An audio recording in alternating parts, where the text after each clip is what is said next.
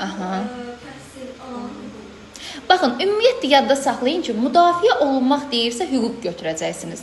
Bəli, zidd hərəkətlərdən müdafiə olunmaq nə götürmüş oluruq?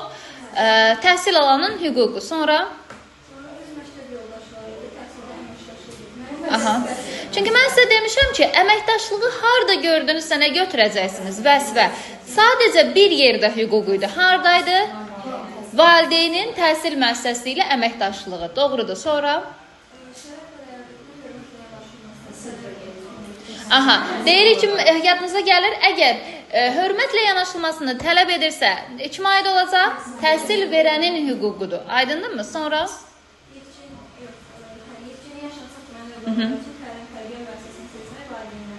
Bəli, yetkinlik yaşına çatmayan sözünə diqqət edin. Övladı üçün müəssisə seçirsə,